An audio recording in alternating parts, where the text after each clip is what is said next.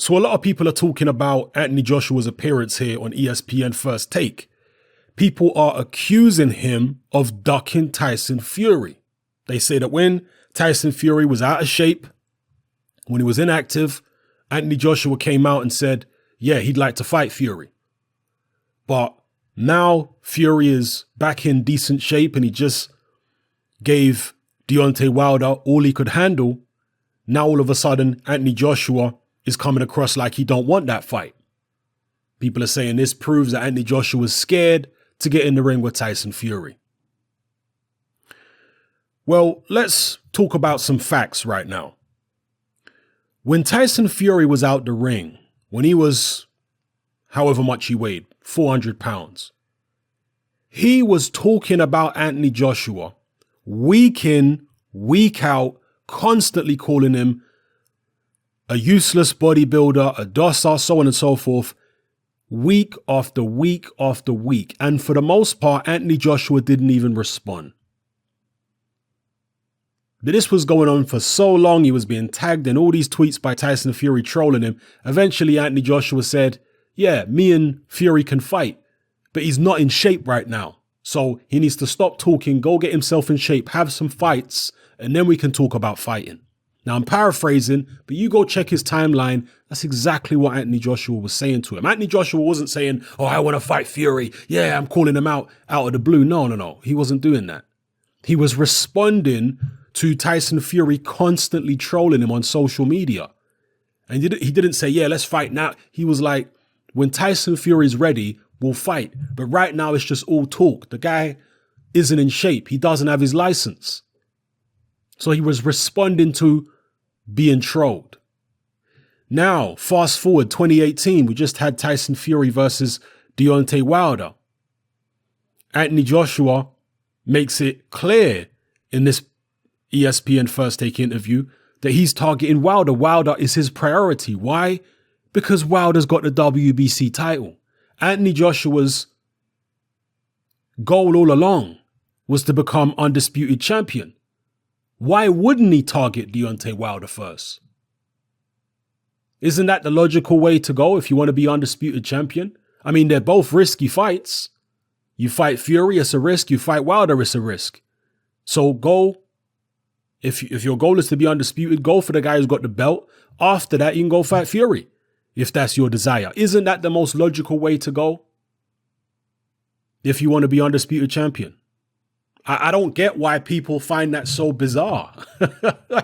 We're not talking about who people think won the Deontay Wilder-Tyson Fury fight. You don't become undisputed champion by fighting the person who some people think won. No, you need to go fight the person who still has the belt if you want to be undisputed champion, regardless of whether people think you won or not. That's who you need to go fight. He's got a belt. That's what we're talking about here. We're not talking about, for example, Vitaly Klitschko fighting Chisora instead of Helenius because he felt like Chisora won and, Helenius got a gift. That's a totally different situation. Helenius didn't have a belt. Chisora didn't have a belt. Anthony Joshua wants to become undisputed, so he's going to go fight the guy who has the belt. And that's Deontay Wilder. He didn't dismiss the possibility of fighting Tyson Fury in this interview, but he made it clear that Wilder is his priority. Now, Tyson Fury had the opportunity to sign with Matchroom and fight Anthony Joshua. He had the opportunity to do that, but he chose not to. He chose to turn down Matchroom's offer and fight Pianetta and Sefer Safiri and sign with Frank Warren instead. That's the road he chose to go down. Now, the politics between Matchroom and BT, could that make it a bit sticky? Could it make it a bit difficult to get Tyson Fury and Anthony Joshua in the ring? Potentially, yes, it could. We all know that Frank Warren and Eddie Hearn are not exactly best pals. We know there's no love lost there. We know that Sky and BT are rivals. We also know that Frank Warren is or his company, is in financial dire straits right now. I was going to say difficulties. No, but it's not even difficulties. Frank Warren's company is in dire straits right now. Very, very bad financial trouble. Given that fact, what do you think Frank Warren wants to do with Tyson Fury right now? We're speculating, but speculating based upon the fact that we know for definite that Frank Warren's company is in serious financial trouble. What do you think he wants to do with Tyson Fury? Do you think he wants to stretch that money out? Or do you think he wants to cash Tyson Fury out quickly? Do you think he wants to put him in the biggest, most riskiest fight right away?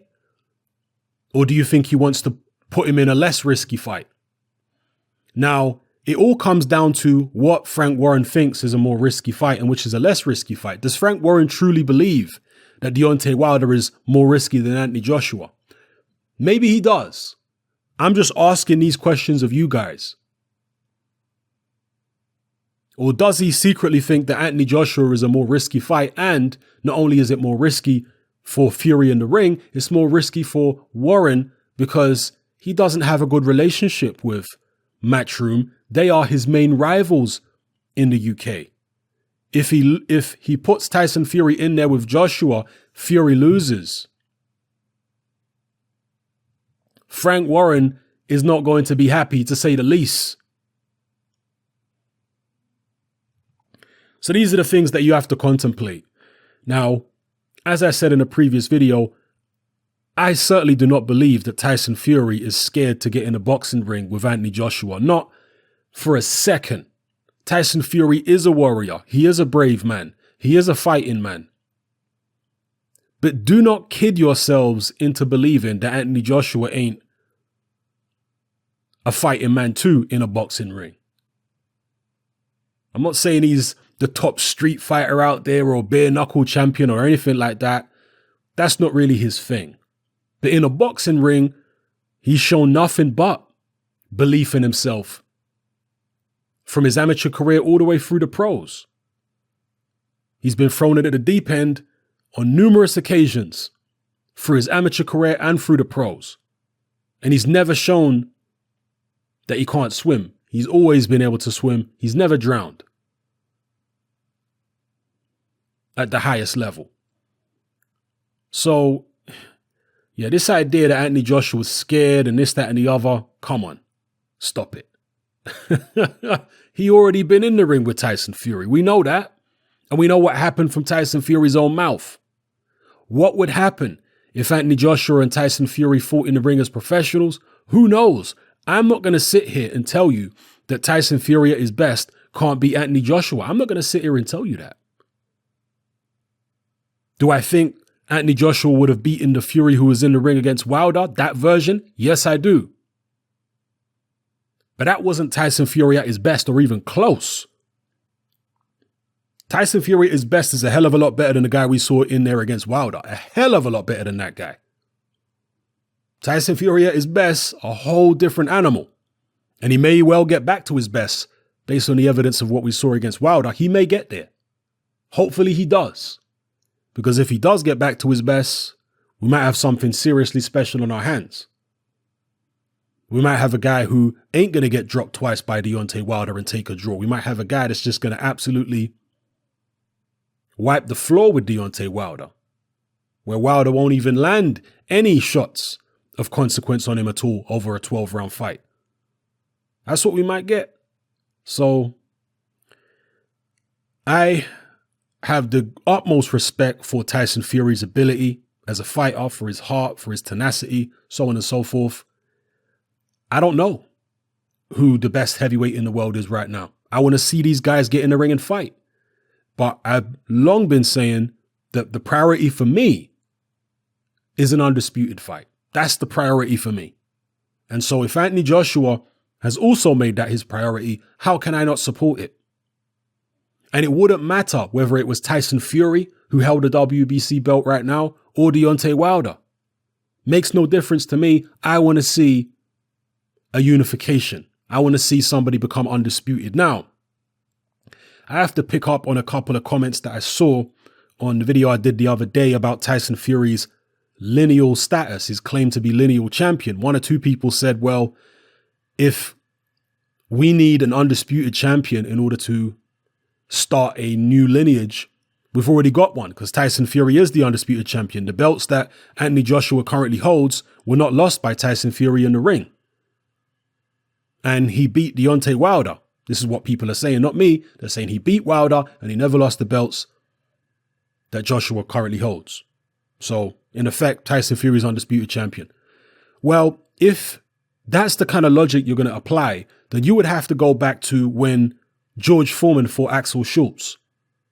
Because at the time, George Foreman was lineal champion and everybody was saying that Axel Schultz got robbed. Even Don King came out, oh, George Foreman got the strudel beaten out of him by Axel Schultz. And it was a big scandal at the time in the boxing media. They were saying that Axel Schultz deserved to get the victory over Foreman. That would mean Axel Schultz is the moral lineal champion, if you want to start going back and doing revisionist history. Or how about when Shannon Briggs fought George Foreman? Later than that, if you don't want to give Schultz the lineal title retrospectively, let's allow Foreman to keep it, right? Because so many people thought that Foreman was robbed against Shannon Briggs. If you apply that kind of logic to Fury and say, well, he won just because I think he won, even though the record book says he didn't win. So my opinion on who won the fight is all that counts and the record books don't matter, then we have to go back in history and do it to everybody else who retained their title or gained a world title for a controversial decision. I mean, you look at those Michael Spinks, Larry Holmes fights, they were hotly contested in terms of who people believe actually won. And if we apply that to everybody in the past, the course of boxing history is going to change in terms of who was actually lineal champion and who is the champ. Do you understand what I'm saying? It just creates a mess when you do that. If you go back and apply the logic that these people are trying to apply to Tyson Fury's situation, then you're going to end up saying that a bunch of people who are lineal champions today weren't actually lineal champions because some guy got robbed back in the days, so we have to change the timeline to accommodate that. Where are we going with this, people? On top of that, Tyson Fury was out the ring for 2.5 years. He didn't have to defend his titles in that time. If you're an actual world champion, you can't be out the ring for 2.5 years and not defend your titles. You have to fight people. You have to fight mandatories. Are we just to give Tyson Fury the benefit of the doubt and say, oh, well, he would have beaten every mandatory there, nothing would have happened and so on and so forth? No, you can't do that. You can only give a fighter credit for what they've actually done at championship level. You can't just give, particularly a fighter like Tyson Fury, who's only ever had one world title fight in his whole life prior to fighting Deontay Wilder. You can't just take it as a given that he would have beaten everybody in the 2.5 years. For all we know, he would have fought God knows who else, Joshua and all kinds of other different people in that intervening period. You can't just say, oh, he would have beaten everybody. No. Boxing don't work like that. As I've mentioned several times in the past, upsets, particularly in the heavyweight division, happen usually when you least expect them. That's why they're upsets. I've seen so many people. I did a video the other day talking about, is Anthony Joshua headed for a defeat? Will he lose before he fights for the undisputed title? And loads of people in the comments will say, nah, Joshua's not going to lose before he fights for the undisputed. No, there's nobody out there to beat him. I can't see it. It doesn't matter whether you can't see it. Do you honestly think if you were around watching boxing back in February 1990 that you would have seen Buster Douglas beat Mike Tyson? He wasn't 42-1 underdog Buster Douglas for no reason. He was 42-1 because nobody thought he could win. That's why he was 42-1 underdog. Doesn't matter what you can see or what you can't see. Irrelevant. Boxing history shows us that upsets happen when you least expect it. Who could see Oliver McCall beating Lennox Lewis the first time around when they fought? Nobody could see that. Now, McCall wasn't 42-1, but he was still a substantial underdog. Same with Hasim Rahman. That was seen as a routine defense. I could go on. There are so many ups. I mean, Ali, when he fought Leon Spinks, the guy had 7 fights. However many fights he had. I think it was 7 fights. Was it 7? It was a very few number of fights anyway. It doesn't matter what you can see or can't see. Irrelevant. Boxing history shows us that upsets just pop up out of the blue. That's why they're upsets. And they tend to pop up in these situations when we've got these two rivals and we're hoping these rivals are going to fight and you can't see anybody else on the horizon blocking this fight from happening. It's only the fighters themselves who are going to stop it. It's in situations like that that people usually end up getting chinned. I'm telling you, that's usually when people get chinned in situations like that. Now, some people say boxing today is different than it was back then. Managers and promoters are a lot more careful with who they match fighters with. People, do you honestly think that Mike Tyson's people were at all worried about Buster Douglas? That was a careful match. Buster Douglas was hand-picked by Tyson's people, by Don King. They hand-picked him as an easy title defense in Tokyo, the second time Mike Tyson had been there. So, yeah, that's my take on all this, people.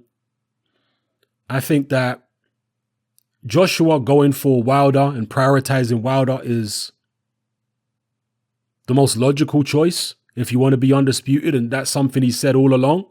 Why not go for Wilder first? I don't get why he wouldn't. He didn't say he's not going to fight Fury. He said he wants to fight Deontay Wilder next on April 13th. After that, then he can look at Fury and everybody else. But for now, he wants Wilder April 13th. That's his priority. So I don't get what, where people are going with this. And again, Fury was trolling this guy for 2.5 years on social media. That's a fact. That's not an opinion. That's a fact.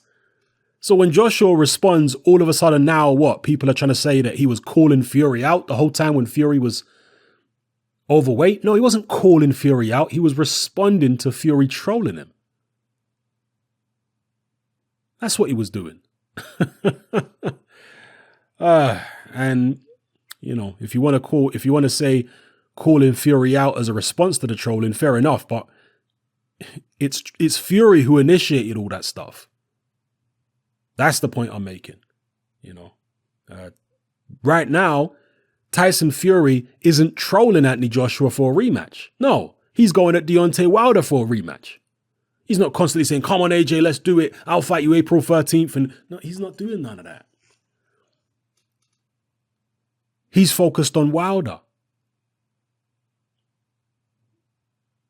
So anyway, let me know what you guys think in the comment section below. It's Sam and I'm out. Join me on Patreon. I upload a minimum of 2 podcasts every single week, covering a wide variety of controversial topics, as well as live stream Q&A sessions. Take a look on screen right now at some of the podcasts I've produced so far. For just $3 a month, the equivalent of about £2 a month, you get access to all my new podcasts and my entire back catalogue of past podcasts, including my popular Confessions of a Nightclub Bouncer series. You can listen on your computer or on your smartphone or tablet by downloading the Patreon app from the Google Play Store or the App Store for free. The Patreon app also allows you to download each podcast in MP3. For less than the price of a cup of coffee, you get access to dozens of hours of exclusive content. It's easy to sign up, there's no contract, and you can cancel at any time. So come and join our community of free and critical thinkers by signing up with me here on Patreon today.